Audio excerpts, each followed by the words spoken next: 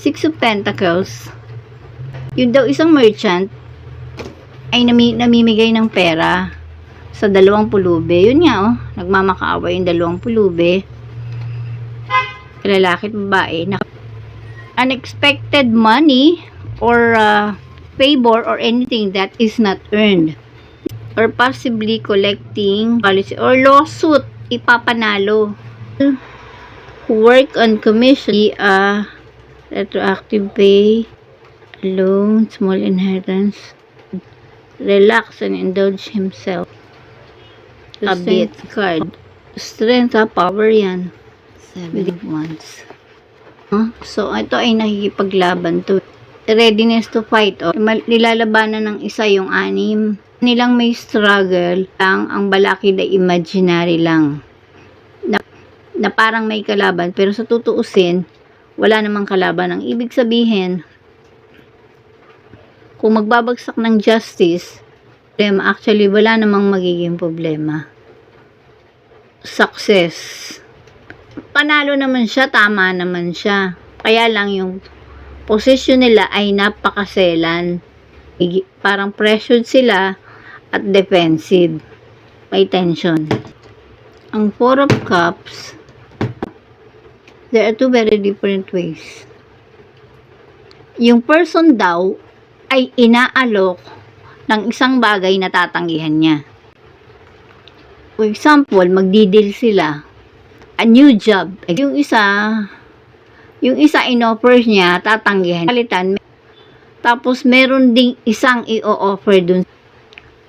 Almost bigla, merong bagong oportunidad na lalabas na hindi alam so yung lahat ng card na yan na POV sa MTRCB yan.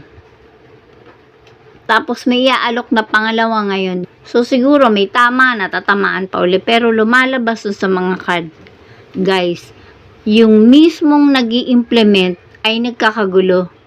Iba-iba yung lumalabas nilang isa, parang may kinakalaban siya na 6, pero sa totoo lang, wala naman dapat laban. Kaya medyo tumatagal dahil mismo sila doon ay hindi magkasundo doon sa loob. Iba-iba yung desisyon nilang lumalabas.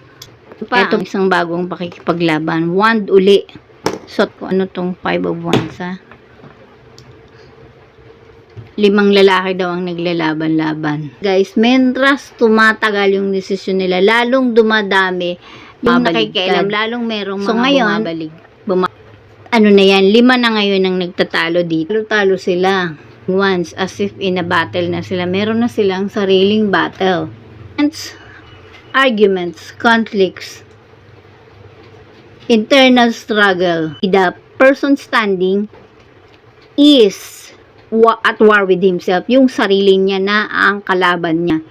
Hindi na yung kabilang, hindi yun ang problema eh. Ang problema nila nasa loob.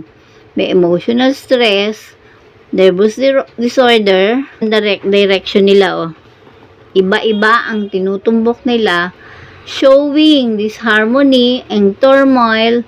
Different points of view can open up to different ways of looking at things.